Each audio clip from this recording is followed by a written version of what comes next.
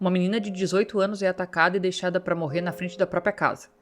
Mas essa não é a história de um só homicídio, infelizmente, mas sim de uma série de ataques que demoraram anos até serem resolvidos. Muito mais pessoas sofreram só pelos detalhes que a polícia deixou passar nesse primeiro crime. Oi gente, bem-vindos ao canal, eu sou Roberta Hoff. Lembrando que eu simplesmente repasso informações que estão na internet à disposição de todos. Então já vai deixando o like para apoiar o meu trabalho, ajuda muito. Se inscreve e aciona o sininho, tem vídeo terça e quinta às 18 horas e considerem se tornarem membros se quiserem e puderem. Aqui embaixo no Saiba Mais tem link da Amazon e da Magalu. Se vocês forem comprar algo nessas lojas, utilizando esses links, vocês não pagam nada mais por isso e eu recebo um pouquinho, e isso ajuda o canal também de alguma forma, beleza? E bora pro caso de hoje. O caso Tricia Pacasio.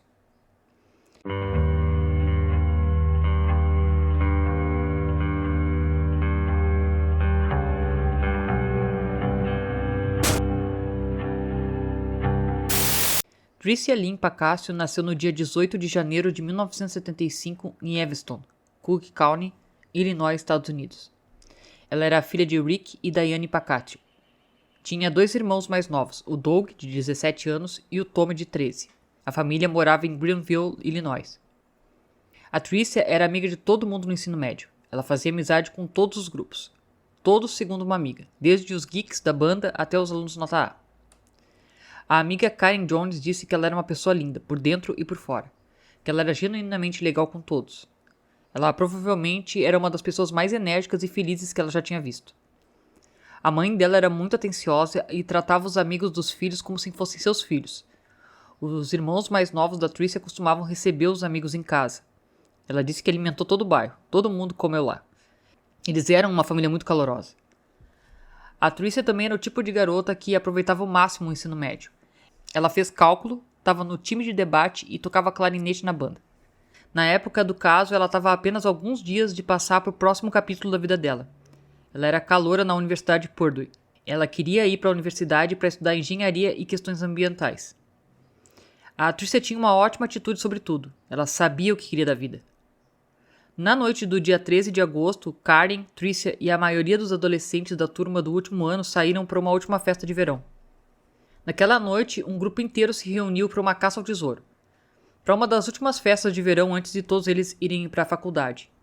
Eles terminaram as coisas em um restaurante e as pessoas começaram a entrar nos carros e ir para casa.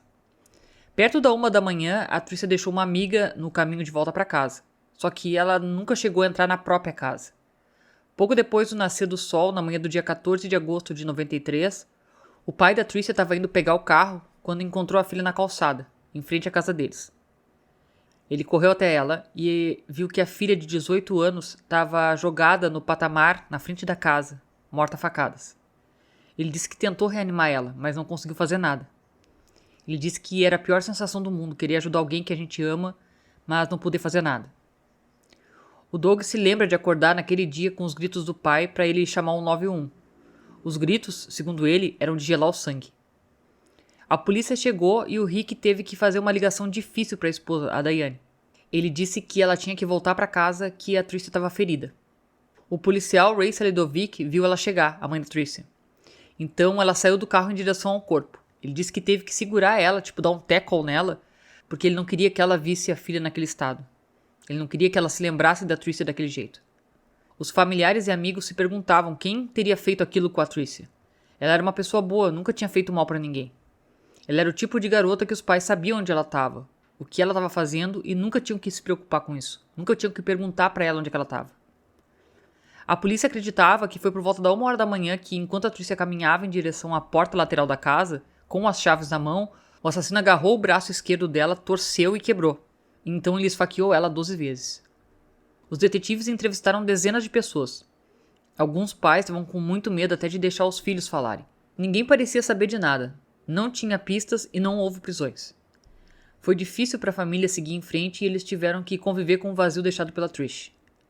O Rick também não tinha ideia de como continuar vivendo na mesma casa onde havia encontrado o corpo massacrado da filha dele. A família se mudou por 4 anos. Eventualmente eles decidiram que era hora de voltar para casa. Pouco depois eles receberam um visitante inesperado, o ex-jogador de futebol americano do ensino médio, Michael Gergolo, um dos amigos de infância mais próximos do Doug Pacasio. Eles se conheciam desde a segunda série. Ele morava na rua do lado da família. Ele chegou na casa da família e disse que queria falar com o Rick. Como ele não estava em casa, ele ficou esperando por mais de 1 hora para que ele voltasse do trabalho. Então ele se sentou na mesa da cozinha. O Rick disse que lembra de quando ele entrou em casa e viu a cara do Michael. Ele tinha uma expressão no rosto como se fosse dizer algo para ele. Mas antes que o Michael tivesse a chance de dizer alguma coisa, a porta da garagem se abriu e o pai e uma das irmãs entraram e disseram que eles tinham que ir. Eles pegaram e levaram ele para fora da porta e a porta se fechou. O Rick ficou dizendo que aquilo foi muito estranho, principalmente pelo olhar no rosto do garoto. O Rick achou que ele sabia de alguma coisa sobre o que aconteceu com a Tricia. Como a família ficou com dúvidas, os Pacatte contaram às autoridades, mas era tarde demais.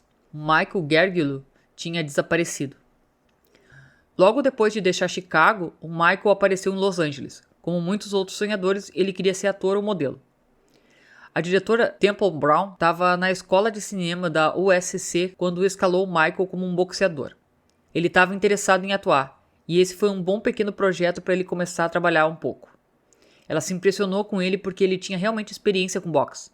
Então ela achou ele perfeito para o papel. Ele tinha um corpo de boxeador. O Michael foi visto em um teste de tela para o papel do Rocco, um boxeador no filme Boxing's Been Good to Me, da então aluna da escola de cinema da USC, Temple Brown. O Anthony DiLorenzo e o Tamer Leary trabalharam com o Michael no final dos anos 90, na mesma época em que ele filmou a cena do filme.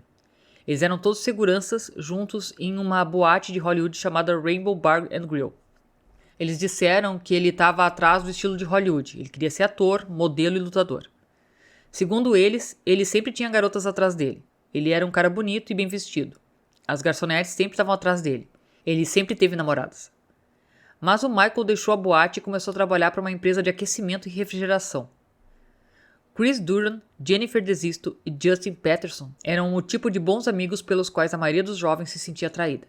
A conexão entre esse grande grupo de amigos era meio que festejar e se divertir muito, um estilo de vida bem livre. A apresentação deles ao Michael começou com um pneu furado. O Chris Duran conheceu o Michael assim. Ele estava trocando o pneu furado e um cara veio andando pela rua. E ele era bonito. Ele parou e se ofereceu para ajudá-lo a trocar o pneu. Ao mesmo tempo, a Ashley Ellering, de 22 anos, saiu da casa que ela estava alugando na rua. O Michael percebeu a Ashley e, segundo o Chris, ele era bonito e ela era linda. Então o Michael ficou lá conversando com a Ashley. E eles estavam conversando e flertando e eles trocaram números. E esse foi o jeito que eles se conheceram. Para a Ashley Ellering, de 22 anos, a vida de Hollywood em 2001 era um turbilhão de trabalho, amigos e diversão. Ela era uma estudante de moda de meio período que morava em Hollywood Hills. A Ashley era incrível e tinha muito carisma. Ela conseguia entrar em uma sala e assumir o controle total. O Chris disse que ela era simplesmente linda, divertida e espontânea, e tinha muitos amigos. Depois do primeiro encontro, o cara que eles conheciam apenas como Mike continuava tentando passar tempo com a Ashley. Ele ligou várias vezes para a casa dela depois do encontro deles, e começou a aparecer sem ser convidado. Os amigos disseram que uma noite ele entrou na casa durante uma festa e sentou e ficou focado na Ashley. Mas a Ashley não estava interessada. Naquela época, muitos homens estavam interessados nela. Hollywood era assim, uma constante interação com celebridades, porque elas moravam todas lá. Uma celebridade em particular começou a ligar para Ashley. Era um ator de TV promissor do The That's 70 Shows, o Ashton Kutcher. E o grupo de amigos da Ashley saiu com ele algumas vezes. Em uma noite, a Ashley marcou de sair com Ashton Kutcher. O amigo, o Chris, disse que sabia que ela teria esse encontro. Na manhã seguinte, a colega de quarto da Ashley, a Jennifer, estava voltando para casa. Quando ela chegou em casa, naquela manhã de 2001, ela se deparou com uma cena horrível e assustadora. A Ashley estava deitada do lado da escada, coberta de sangue. Ela disse que saiu gritando com medo de quem tivesse feito aquilo com a Ashley ainda estivesse ali. Ela correu para o carro, se trancou e usou o celular para ligar para o 911. Ela disse que isso traumatizou ela de uma forma indescritível e ela ainda tem problemas com isso. Ashley Ellering foi atacada logo após tomar banho. Ela foi esfaqueada 47 vezes e o corpo estava caído do lado de fora do banheiro. A polícia chegou rapidamente e começou a fazer perguntas para todo mundo. A Jennifer disse que parecia que alguém que tinha muito ódio dela tinha feito aquilo. Ela ficou se perguntando quem faria algo assim com a Ashley. Era um dado desde o início que quem tivesse atacado ela era obviamente alguém que ela conhecia ou que ela deixou entrar, porque a casa era com portas duplas, ou seja, ela devia realmente ter deixado a pessoa entrar. O detetive de homicídio de Hollywood, Tom Small, disse que não tinha muito o que fazer. Não foi encontrado nenhum respingo de sangue do lado de fora, nenhuma peça de roupa, nenhum outro material que levaria a um indivíduo em particular. A equipe de detetives tinha vasculhado o interior e o exterior, cada prédio. Eles bateram de porta em porta em cada casa. Eles estavam procurando por qualquer tipo de direção ou pista que pudesse levar um suspeito. Como eles não tinham ideia de quem poderia ter feito aquilo, eles começaram investigando a vítima e trabalhar de trás para frente para encontrar associações dela. Eles definitivamente queriam falar com a pessoa com quem ela deveria ter um encontro naquela noite, o ator Ashton Kutcher. Ele era uma pessoa em um grupo de amigos da Ashley. O Kutcher e a Ashley tinham planos de ir jantar, mas ele estava atrasado e continuou adiando a chegada dele. O Ashton Kutcher disse aos detetives que às 20h24 ele falou com a Ashley, que disse que tinha acabado de sair do banho. O Ashton Kutcher então não chegou de fato à porta da frente dela até por volta das 22h45, momento em que, segundo ele, ficou confuso, porque as luzes estavam acesas, mas ninguém atendeu. Quando ele estava prestes a sair, ele olhou pela janela e notou o que ele pensou ser vinho tinto derramado no chão. Acontece que aquilo não era vinho, era sangue. Foi uma cena muito ruim, muita raiva, muita fúria. Alguém tinha isolado a Ashley para matar ela e ficou muito, muito bravo quando fez isso. Como pessoa, a Ashley era considerada a alma da festa. Ela tinha muitos amigos de diferentes estilos de vidas, amigos da escola, os colegas de quarto e pessoas do tipo celebridades. O Kutcher não era o único homem com quem a polícia estava interessada em falar. Mark Durbin, um ator não tão famoso, também era o gerente de propriedade da Ashley. O Mark e a Ashley estavam secretamente tendo um relacionamento, e ele e a Ashley tiveram relações íntimas mais cedo naquela noite. Mas, como Kutcher, ele cooperou totalmente com os investigadores e ambos os homens foram descartados como possíveis suspeitos. Embora a polícia não tivesse pistas concretas, os amigos da Ashley não conseguiam se livrar da sensação de que o cara que parecia obcecado pela Ashley estava envolvido. O Chris disse que chegou a mencionar ele para a polícia, mas como ele não sabia o nome do Michael, ele se referiu a ele como o cara do ar-condicionado. Ele contou que os policiais até anotaram o nome dele, mas não achava que eles tinham levado a sério. Como ele não fazia parte de um círculo de amigo deles, eles não foram muito a fundo na investigação contra ele. Era preciso um pouco mais do que isso para focar em alguém como suspeito em um caso como esse. O Michael não estava realmente no radar do detetive Tom Small. A Ashley tinha um grande círculo social, tinha centenas de pessoas para conversar e ele era apenas o cara assustador do ar-condicionado. Levaria meses para a polícia descobrir o sobrenome dele e colocar ele na lista. De volta ao condado de Cook, nos arredores de Chicago, o assassinato da Tricia Pacascio ficou sem solução por quase 10 anos. A mãe dela, a Diane, era implacável, ela perseguia os investigadores. Pelo menos 1 ou 2 vezes por semana ela ia falar com eles. Ela não queria de jeito nenhum que a filha fosse esquecida e continuava lutando para que achassem o assassino dela. Funcionou, porque ela nunca deixou o assassinato da filha ser esquecido. A mãe da Tricia disse que nunca ia desistir, que a Trish ia ter a representação que ela merece. O detetive Lou Sella, do xerife do condado de Cook, foi designado para o caso em 99. E eles tiveram o benefício da tecnologia. Em 2002, uma nova tecnologia de DNA permitiu que os investigadores dessem uma olhada nas evidências coletadas na cena do crime.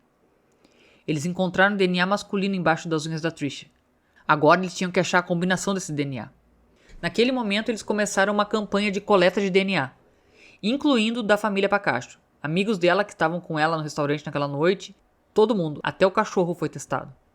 Os detetives queriam a amostra de qualquer pessoa com quem eles tivessem falado naquela época, e o Michael estava na lista deles. Os detetives ouviram que o Michael estava morando em Los Angeles, então eles foram até o departamento de polícia de Los Angeles para pedir ajuda. Só que nessa mesma época, o detetive Tom Small começou a examinar o Michael mais de perto. Então ele recebeu uma ligação dizendo que a polícia do condado de Cook estava na cidade e nomearam Michael Garlow. O detetive Tom tinha uma foto e perguntou se eles estavam procurando por aquele cara. Eles disseram que sim e perguntaram como ele conhecia o Michael. Ele disse que naquele momento ele era um suspeito em uma investigação de assassinato. O detetive Small concordou em ajudar o condado de Cook a encontrar o Michael e coletar uma amostra de DNA. Em 2002, quase 10 anos após o assassinato da Tricia Pacascio, o departamento de polícia de Los Angeles capturou o Michael Gargulo. Eles conseguiram uma amostra de DNA mesmo contra a vontade do Michael. Não sei como eles fizeram isso. A amostra de DNA foi enviada pelo laboratório criminal da polícia do estado de Illinois. Os resultados foram impressionantes. Uma correspondência. Era o DNA de Michael nas unhas da Tricia. Mas o caso não foi encerrado. Eles queriam outra coisa que corroborasse o DNA. Porque, segundo eles, o DNA do Michael poderia ter chegado na Trisha de uma forma que não teria nada a ver com o assassinato. Na época, ele era amigo da família. Alguém tinha que perguntar se ele poderia ter chegado lá por contato casual. E houve contato no dia anterior, um dia antes do assassinato. O Michael estava dirigindo com outro amigo, Scott Olson, quando eles viram a Trisha. Eles pararam perto dela e ela estava chorando. Então ela pediu carona até a casa de um garoto X. Segundo ele, eles deixaram ela lá e foram embora. O Jack Blake, do gabinete do procurador do estado do condado de Cook, em 2011, confirmou que, por causa daquele passeio e porque o Michael passou um tempo na casa da família, ele não tinha certeza se o DNA do Michael na Trisha era do ataque. As evidências simplesmente não estavam lá. Ele disse que gostaria que pudesse dar um encerramento para a família no dia seguinte. Então, sem nada mais ligando ele à morte da Trisha ou da Ashley, o Michael era apenas um cara que teve o azar de conhecer duas mulheres diferentes que foram assassinadas exatamente da mesma maneira. E isso é muito bizarro. O Michael deixou Hollywood e continuou fazendo o que sempre fez, nunca ficando em um mesmo lugar por muito tempo. Nos anos seguintes, o Michael teve várias namoradas e até se tornou pai. Em 2005, ele se estabeleceu no subúrbio de Elmont, 20 milhas a leste de Hollywood. Então, pouco antes do Natal daquele mesmo ano, naquele mesmo bairro, houve um assassinato. A vítima era uma outra jovem atraente. O detetive de homicídio do departamento do xerife do condado de Los Angeles, Mark Linfeld, disse que era uma mulher de 32 anos e 40 quilos, que estava indefesa dormindo na cama dela na casa dela, onde ela deveria se sentir segura. Esse ataque era o pesadelo de toda mulher. Maria Bruno morava em um complexo de apartamentos, no apartamento número 20. Ela tinha filhos gêmeos de 2 anos, um de 4 anos e outro de 5 anos. Nos meses que antecederam a morte dela, a Maria e o marido dela tiveram várias brigas violentas, incluindo uma em que o marido deu um soco no rosto dela. Então ela deixou ele e encontrou um apartamento em um condomínio fechado. Ela escolheu aquele prédio especificamente porque era muito seguro.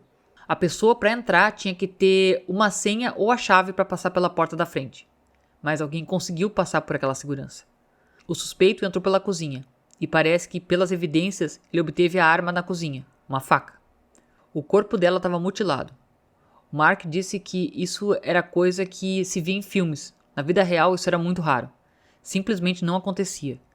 Poucas evidências foram deixadas para trás, exceto uma botinha de algodão azul encontrada no pátio do lado de fora do apartamento dela. Dessas que a gente usa para andar dentro do hospital. A polícia imediatamente olhou com atenção para o ex-marido da Maria. Tinha um histórico de um relacionamento turbulento e gotas de sangue da Maria foram encontradas no carro dele. Mas o marido da Maria disse à polícia que, mais cedo naquela noite, ele e a Maria decidiram reacender o relacionamento.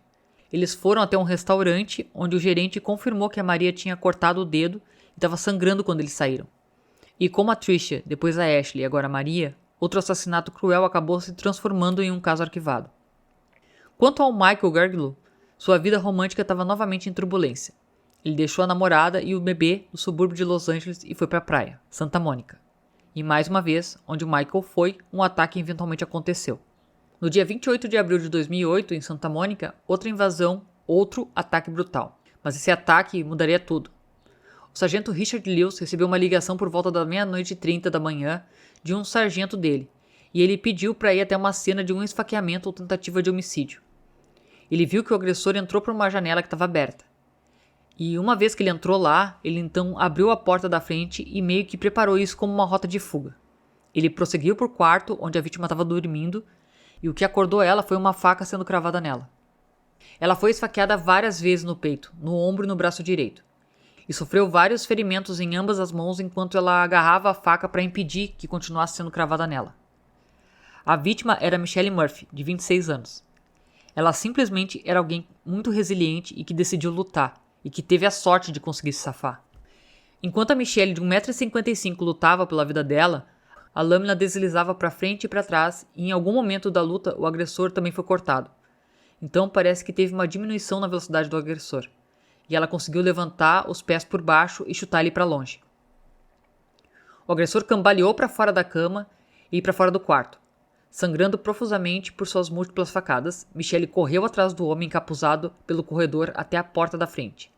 E ele disse para ela, sinto muito. Então ele saiu correndo. A Michelle imediatamente ligou para o namorado, que ligou para o 911. Eles chegaram lá e ela estava fraca, mas ela conseguiu descrever como era e o que o agressor estava vestindo. Ele estava de calças e tipo um moletom de manga comprida. Ele tinha no máximo 1,80 m. Tinha um rastro de sangue do agressor saindo da casa indo em direção a um beco.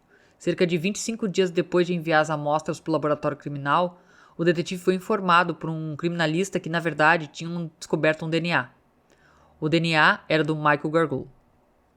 Eles conseguiram fazer a correspondência porque, lembrem-se, o DNA do Gargolo havia sido coletado para teste de DNA no caso da Tricia Palacio e já estava arquivado.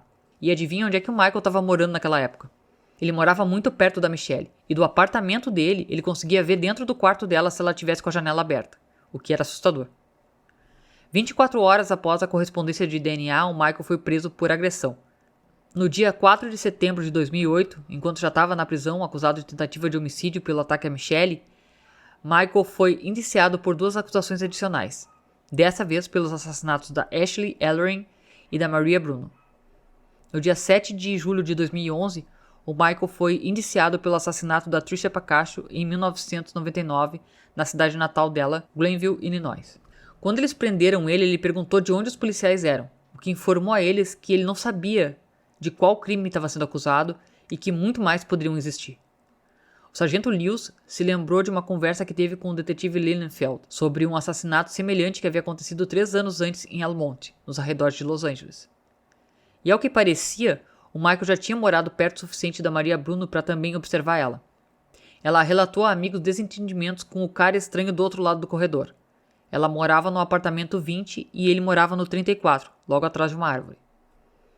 Agora as peças do quebra-cabeça estavam finalmente começando a se juntar. Investigadores estavam determinados a descobrir mais evidências. Lembra aquela botinha azul encontrada perto da porta da frente da Maria Bruno?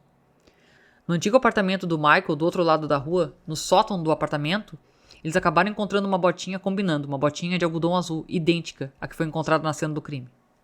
A mesma fabricação, a mesma marca, mesmo modelo. Tudo igual. E no assassinato da Ashley Ellery em 2001, Michael morava a apenas alguns quarteirões de distância dela também. E ele era frequentemente visto passeando com o cachorro dele no parque, bem do lado da rua da Ashley. Um mês depois, o Michael também foi acusado pelos assassinatos da Ashley Ellery e da Maria Bruno. Em Chicago, quando a família da Tricia soube que o Michael havia sido preso em Los Angeles, eles tinham certeza de que ele logo seria acusado pelo assassinato da Tricia. Mas nada aconteceu. Teve um programa na CBS sobre o assassinato não resolvido da Tricia e sobre o estripador de Hollywood. Quase imediatamente após o programa ir ao ar, uma testemunha entrou em contato. Era Tabor Leary, um dos seguranças que trabalhou com Michael Gargolo em Hollywood. Foi ele que entrou em contato. Ele ficou comovido com o pai da Tricia falando que não pôde fazer nada para ajudar a filha. Só que agora ele também era pai. O Temer disse que ficou emocionado, porque ele amava os filhos, e cada vez que ele via os vídeos do Rick, ele sentia uma enorme dor no peito. Ele sabia de muita coisa e estava disposto a deixar que todos soubessem também. O que o Leary e o DiLorenzo sabiam era que eles disseram que em 2000, quando eles estavam trabalhando junto com o Michael, ele contou para eles que tinha assassinado uma garota em Chicago. Ele disse que tinha matado uma mulher, tinha deixado ela para morrer. Com a declaração das testemunhas, agora aquele DNA encontrado na Tricia tinha um novo significado. Mas a busca dos Pacascio por justiça estava apenas começando. Tinha uma longa estrada pela frente, cheia de reviravoltas inesperadas. Na prisão, o Michael disse que era inocente, que estava sendo acusado injustamente. Ele disse que ia lutar pela inocência dele. O estripador foi a julgamento, mas esse não era um caso típico de assassinato. Era um massacre sistemático de mulheres bonitas por um serial killer. 4 jovens mulheres, apenas uma sobreviveu. O detetive Lou Sella disse que foi a primeira vez que um programa de TV ajudou ele a resolver um caso. Em uma cidade conhecida por guardar segredos, o julgamento do assassinato do Michael, apelidado de estripador de Hollywood, pôde revelar uma vida oculta. O promotor Dan Ackman disse que Tricia Pacascio, Ashley Ellery, Michelle Murphy e Maria Bruno eram todas jovens, atraentes e extrovertidas. No dia 2 de maio de 2019, o caso contra o Michael começou. Os promotores disseram que ele assassinou 3 mulheres e tentou assassinar uma 4ª.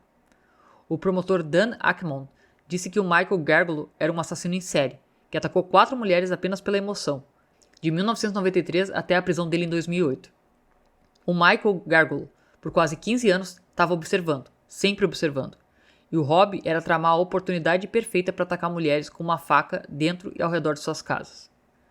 Durante aqueles anos, Michael jogou futebol americano no ensino médio, lutou boxe e foi aspirante a ator e reparador. Michael levou mais tempo para ir a julgamento do que qualquer outro preso na história da cadeia do condado de Los Angeles. Quase 11 anos. Houve quase 100 audiências. Ele demitiu advogados e até tentou se representar. Mas com uma nova equipe jurídica de alto nível nomeada pelo tribunal, a espera acabou. A acusação começou com seu caso mais forte e testemunha mais poderosa. O promotor citou o último crime do Michael. Michelle Murphy, em 2008, foi esfaqueada em sua cama em seu apartamento em Santa Mônica, do outro lado do beco do apartamento do Michael. Depois de mostrar fotos do seu ataque brutal, a Michelle, a única mulher que sobreviveu ao suposto serial killer, foi chamada para depor. Ela descreveu como foi o ataque e como tinha conseguido com apenas 1,55 m se ver livre do estripador. Ela disse que segurou a lâmina com as duas mãos e usou as pernas para empurrar ele para longe. Ela disse que saiu correndo atrás dele, mas ele se virou e pediu desculpas. A Michelle nunca viu o rosto dele, mas percebeu que ele era canhoto.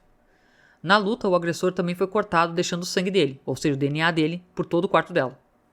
O sangue e o DNA dele foram encontrados na colcha e no lençol da Michelle, e no rastro de sangue do outro lado do beco. Depois que a Michelle testemunhou, a promotoria se voltou para outras vítimas para provar o padrão de perseguição e esfaqueamento dele. 3 anos antes do ataque da Michelle, a Maria, mãe de 4 crianças pequenas, foi esfaqueada 17 vezes. A Maria foi esfaqueada até a morte em sua residência em El Monte.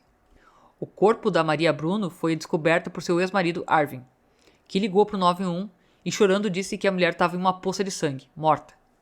Michael morava bem na frente dela. O Michael entrou no apartamento da Maria por uma janela, calçou botas cirúrgicas azuis, aquelas botinhas que apareceram antes, e mutilou a Maria com a facada enquanto ela dormia. A promotoria argumenta que o padrão e a direção das gotas de sangue mostram que o assassino era canhoto, assim como o agressor de Murphy e assim como Michael Garlow. E dessa vez o assassino tinha deixado algo para trás, uma botinha azul com evidências críticas. Os detetives localizaram uma botinha cirúrgica azul bem do lado de fora da porta da frente da Maria. A análise forense mostrou que havia gotas de sangue da Maria na bota e o DNA do Michael estava ao redor do elástico. 4 anos antes da Maria Bruno, houve Ashley Ilorin, uma estudante de moda de 22 anos em Hollywood. Michael, que morava perto da casa da Ashley e frequentava o parque para cães em frente à casa dela, se intrometeu na vida da Ashley. No dia 21 de fevereiro de 2001, semanas após o Michael se fixar na Ashley, vigiando a casa dela em horas estranhas, Ashley Ilorin foi encontrada esfaqueada até a morte no corredor, do lado de fora do banheiro. A Ashley havia sido esfaqueada mais de 47 vezes. Enquanto o Estado expunha a explicação de que, como a Ashley foi assassinada, uma testemunha importante estava prestes a atrair os olhos de Hollywood. O ator Ashton Kutcher estava acostumado a ser uma estrela, mas não uma testemunha importante. O promotor Dan disse que o Kutcher fazia parte da cronologia desse caso que era oferecida para mostrar que havia uma janela de oportunidade muito estreita para alguém entrar na casa e assassinar a Ashley. Uma ex-promotora federal disse que o Ashton Kutcher foi chamado porque ele era incrivelmente importante para a linha do tempo e para quando o assassinato possivelmente ocorreu. Ele pode ter sido realmente a última pessoa que falou com ela antes dela ser morta. Kutcher foi questionado sobre o encontro planejado com a Ashley em 21 de fevereiro de 2001, a noite em que ela foi assassinada. Às 20h24, a Ashley falou com o Kutcher ao telefone e eles confirmaram um plano de sair naquela noite. Ashton Kutcher estava atrasado, então ele ligou para Ashley novamente às 21h15 para avisar ela que estava a caminho. Mas a Ashley não atendeu. Ele então dirigiu até a casa dela, bateu na porta, mas ainda assim não obteve resposta. Ele testemunhou que às 22h45 ele chegou até a residência e viu que ele pensou ser vinho derramado no chão. Agora eles acreditavam que as evidências iam mostrar que aquilo era realmente sangue. E a Ashley já tinha sido assassinada naquela hora. Um diagrama da casa da Ashley foi mostrado no tribunal. Eles mostravam onde ficou o banheiro, onde eles acreditavam que ela tinha acabado de sair do chuveiro e estava esperando para sair com o Kutcher quando foi atacada por trás. E então houve uma luta na área do lado de fora do banheiro, onde ela foi esfaqueada 47 vezes. Ashton Kutcher testemunhou que depois de saber sobre o assassinato da Ashley, ele foi até a polícia porque ele pensou que as digitais dele podiam estar na porta da Ashley. Embora nunca tenha sido suspeito, ele estava preocupado com o que deixou para trás, como as impressões digitais na porta dela. Isso foi diferente do Michael Garlow, que sempre foi cuidadoso em encobrir os rastros dele. O promotor Dan Ackerman disse que o caso se tratava de um massacre metódico e sistemático de mulheres. A promotoria pintou um retrato do Michael ao longo da vida dele. Ele era violento com mulheres, interessado no serial killer Ted Bundy e estudou ciência forense. Mirko Hoffman, que se descrevia como o antigo melhor amigo do Michael, disse que ele era um cara estranho. O Michael disse para ele que poderia escapar impune de crimes porque estudou ciência forense. O Mirko disse que ele pesquisava na internet tudo o que ele encontrava sobre ciência forense. Ele aprendia com os erros das pessoas, os erros dos outros criminosos, de como escapar de um crime. E ele disse que se ele fosse pego cometendo algum crime, ele mentiria até a morte. O promotor Garrett disse que o Michael Gargolo se sentiu confiante, arrogante, ousava dizer, invulnerável. Os promotores disseram que o Michael também estudou um livro que ensinava como matar com uma faca, The Anarchist Cookbook, que falava sobre facas, o guia perfeito para cometer alguns dos crimes, detalhando como você vai até a garganta. Quanto ao motivo do Michael, os promotores descreveram um serial killer com tendências sexuais. Era alguém que teria prazer em enfiar uma faca na vítima repetidamente. Uma psicóloga forense, Chris Mohandy, meio que explicou isso. Ela disse que a maioria dos assassinos em série são motivados pelo poder. O poder estaria no centro de tudo. A promotoria ressaltou que o Michael nunca abusou das vítimas, mas ele controlava elas. E para o Michael, esse controle em si era uma emoção sexual. Era o controle sobre a vida e a morte. Então a violência se tornou sexualizada. Segundo os promotores, Michael perseguia mulheres que achava atraentes. Inclusive, a psicóloga disse que a seleção de vítimas por assassinatos em série frequentemente era muito específica. Michael Gargolo notou Michelle Murphy, Michael Gargolo notou Ashley Illering, Michael Gargolo notou Maria Bruno e as perseguiu. Ele observou, esperou e coletou informações em tempo real sobre as vítimas. Os promotores disseram que a espionagem fazia parte do jogo de poder e do padrão dele. Ele tinha toda a perseguição, a observação, a vigilância e a fantasia acontecendo e ele estava fazendo isso repetidamente para tentar satisfazer os desejos dele. Só que em algum momento, para alguns desses indivíduos, não é mais o suficiente apenas pensar sobre isso, e eles têm que passar para o próximo passo. Eles realmente têm que matar para obter o mesmo grau de estímulo. Para realmente provar o seu ponto de vista, os promotores levaram o júri para fora do tribunal para ver onde tudo aconteceu. Trazer o júri para a cena do crime foi incrivelmente impactante para eles. Isso dava vida ao caso. Eles realmente conseguiam ver onde a vítima morava, onde o réu morava, o quão perto era. Os jurados viram que o Michael Gargolo morava perto de todas as vítimas, perto o suficiente para conseguir observar elas. Para começar, o Michael morava no mesmo beco da Michelle. Alguns anos antes ele morava a algumas centenas de metros da Ashley Illering, e quando ele morava em Almonte, o apartamento ficava do outro lado do pátio da Maria Bruno. Para fortalecer o argumento e realmente mostrar como o Michael tinha um padrão claro, eles também contaram aos jurados sobre o assassinato a mais de 2.900 km de distância. O promotor Dan Ackman disse que a onda de assassinatos do Michael começou em Chicago no verão de 1993, quando o Michael matou a primeira vítima, a vizinha dele, a Tricia Pacatio, então com 18 anos. Embora o Michael não tivesse sendo julgado pelo assassinato da Tricia, em Los Angeles, os promotores acharam essencial contar ao júri o que aconteceu todos aqueles anos atrás nos arredores de Chicago. O caso foi mostrado com um propósito, mostrar que os fatos e o padrão no caso da Pacatio, em Illinois, são semelhantes aos casos que aconteceram na Califórnia. Era 1993, a Tricia Pacatio tinha apenas 18 anos e chegava em casa tarde da noite nos subúrbios de Chicago. O Michael, que era atlético e tinha treinamento em artes marciais e boxe, agarrou a Tricia, que era muito pequena, quebrou o braço e esfaqueou ela repetidamente no peito, braço e peito esquerdos, deixando ela sangrando até a morte na porta da casa da família e fugiu. Na época, o Michael era um garoto de 17 anos que morava na esquina. Ele era um dos amigos mais próximos do irmão da Tricia. Quando o assassinato aconteceu, o Michael nem era um suspeito, e o caso ficou arquivado por anos. Em 2002, tinha uma nova tecnologia de DNA. O DNA do Michael foi encontrado nas unhas da Tricia. Naquela época, os promotores de Chicago não achavam que o DNA por si só seria o suficiente para acusar ele, e o caso permaneceu inativo, até que apareceu na TV e 2 testemunhas falaram sobre o caso e identificaram Michael em uma sala com outros suspeitos. Só que durante o julgamento do Michael, eles estavam com medo de que a defesa levantasse qualquer tipo de dúvida para o júri. Isso poderia colocar todo o caso a perder, porque qualquer dúvida razoável inocentaria o réu. E o Michael era muito profissional nos ataques dele. No tribunal, o advogado de defesa Daniel Nardoni tinha um plano: argumentar que outra pessoa além do cliente dele poderia ter matado essas mulheres. Ele começou com o caso da Ashley Illering. Ele disse que não tinha uma única testemunha chamada pela promotoria que tenha visto o Michael Gargolo entrar na casa. No caso da Ashley, apesar de todos os esforços que eles fizeram para vasculhar aquela cena do crime, eles não encontraram nada.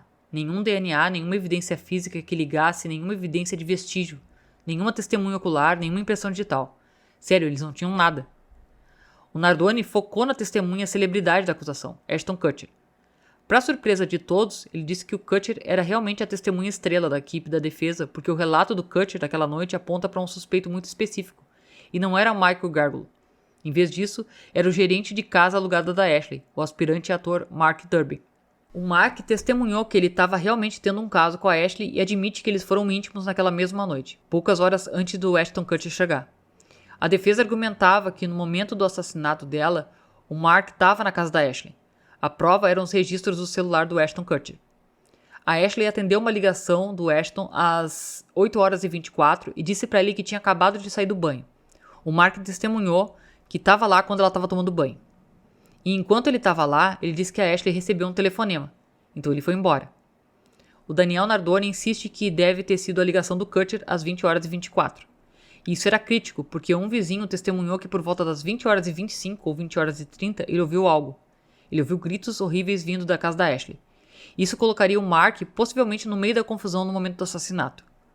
Mas os detetives de Los Angeles inocentaram o Mark. Ele foi cooperativo e eles não acreditavam que ele tivesse um motivo. Ainda assim, o Daniel Nardoni pode ter conseguido levantar algumas dúvidas com o júri.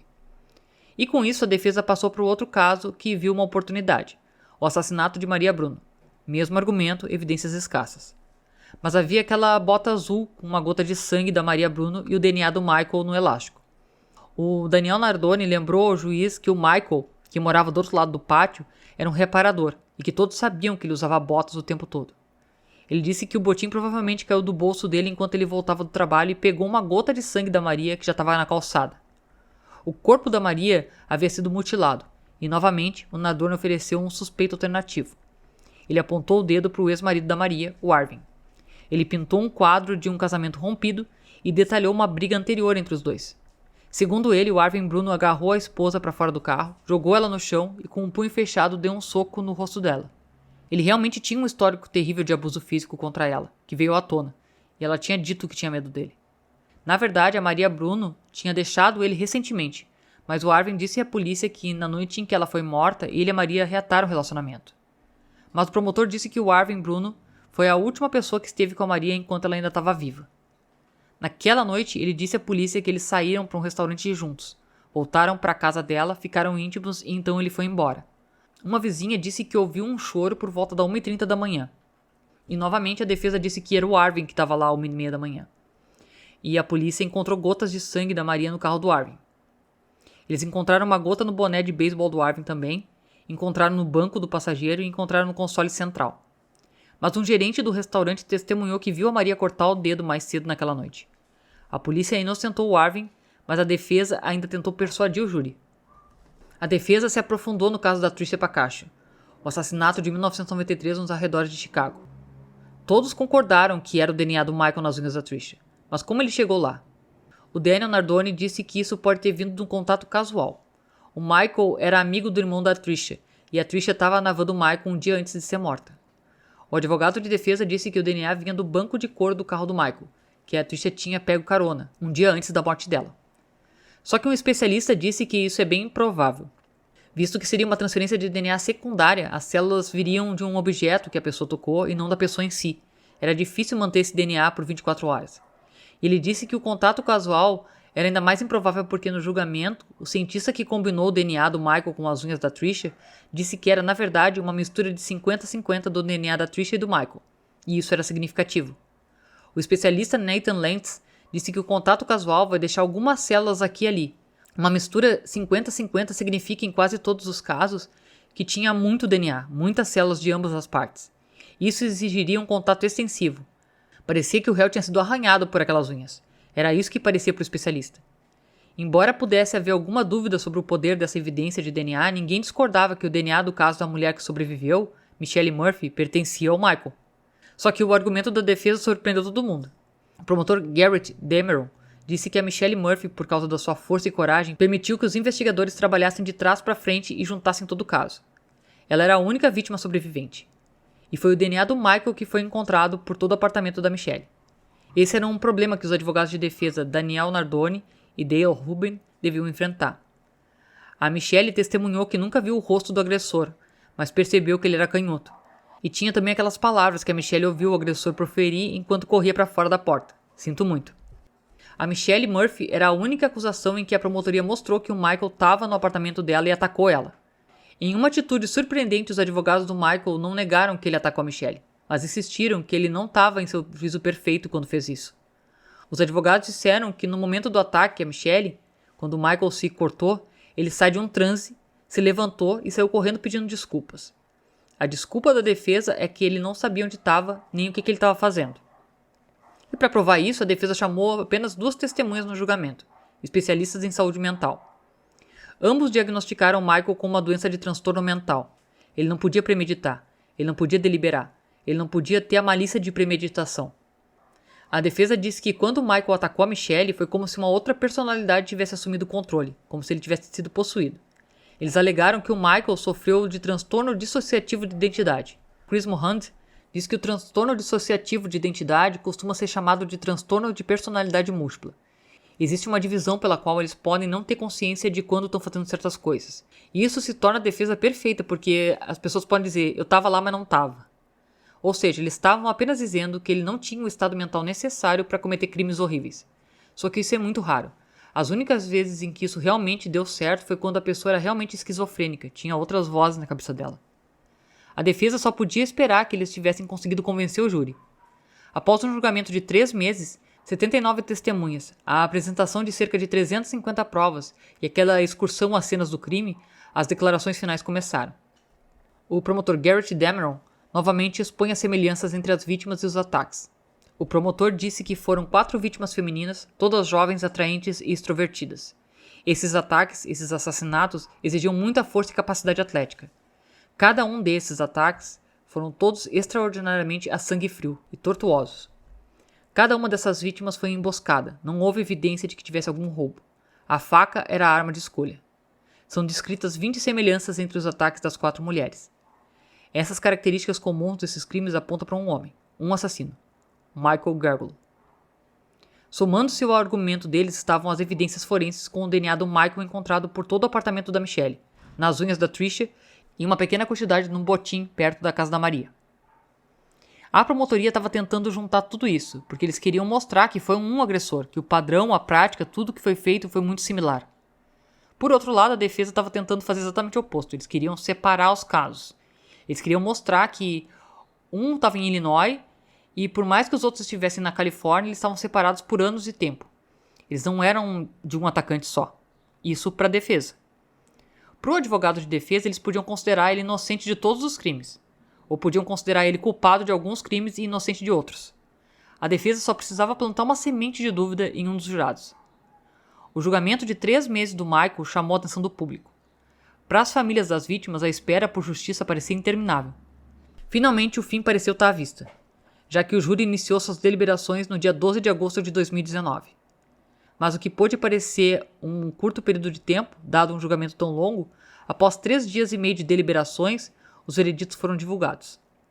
O Michael foi considerado culpado do crime de tentativa de homicídio por atacar Michelle Murphy, culpado do crime de homicídio de 1º grau pelo assassinato de Maria Bruno e culpado do crime de homicídio de 1º grau pelo assassinato de Ashley Illory. Michael Gargolo permaneceu sem emoção enquanto ouvia os vereditos. Só que tem que lembrar de que o caso da Tricia foi incluído na Califórnia apenas como evidência de apoio no padrão criminal do Michael. Cabia às autoridades de Illinois no condado de Cook julgar o caso lá. A mãe da Tricia disse que tinham que garantir que o condado de Cook agora fizesse o trabalho que precisava, porque eles precisavam processar ele pelo que ele fez com a filha dela. Os Pacatios estavam cautelosamente otimistas. Como eles disseram, eles já tinham sido decepcionados pelo gabinete do procurador do estado do condado de Cook antes. A família criticou o gabinete por ser lento em acusar o Michael quando houve aquela correspondência de DNA em 2003. Mas o gabinete do promotor disse que somente o DNA não era o suficiente como prova, porque podia ter tido um contato casual.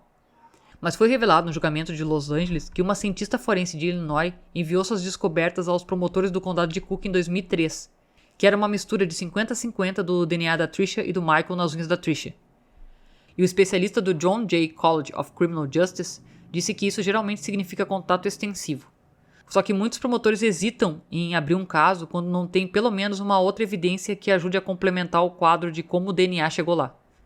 O detetive Lou Sella disse que foi frustrante porque eles tinham ele em 2003. Pro Lou Sella, o detetive-chefe do caso da Pacatio, o foco agora era buscar um desfecho para o caso que assombrou ele durante a última parte da carreira dele até a aposentadoria. Mas o julgamento em Los Angeles deu aos Pacatio uma chance de conhecer os homens que mudaram o curso do caso da Tricia. Tamer Leary e Anthony DiLorenzo, que se apresentaram como as declarações do Michael. Evidências que levaram as autoridades a finalmente acusar o Michael pelo assassinato da Tricia. Anthony DiLorenzo e Tamer Leary conheceram os pais da Tricia, e eles disseram que o Rick chegou, abraçou eles e agradeceu chorando o que eles fizeram por eles. A Diane Pacatio disse que era sempre doloroso, e sempre seria. Ela dizia às pessoas que era algo com o qual ela tinha que viver e lidar, e tentar lidar com isso pelo resto da vida dela, viver sem a filha dela. O livro de memórias da Tricia sobre o seu funeral trazia lembranças agridoces. Estava cheio de comentários gentis sobre a filha amada, mas também a assinatura do Michael Gargolo. Ele foi no funeral dela e assinou o livro dela. Foi uma jornada de 26 anos desde quando o livro foi assinado pelo homem que os Pacatios agora acreditavam ter matado a filha. O Michael agora era um assassino condenado de 2 outras mulheres. Mulheres que os Pacatios, por meio de Tricia, ajudaram a encontrar justiça. Em 2021, Michael Gargolo foi condenado à morte na Califórnia. Em setembro de 2024, Michael foi extraditado para Illinois para ser julgado pelo assassinato da Tricia Pacatio. Faz 31 anos que ela foi morta. Bom, gente, esse foi o caso de hoje. Obrigada por terem visto o vídeo até aqui. Caso não seja inscrito, se inscreve, aciona o sininho para receber as notificações de novos vídeos. Deixa um like no vídeo, não custa nada e ajuda muito. Compartilha se conhece alguém que gosta desse tipo de conteúdo. E lembre-se, se cuidem, fiquem bem e beijos.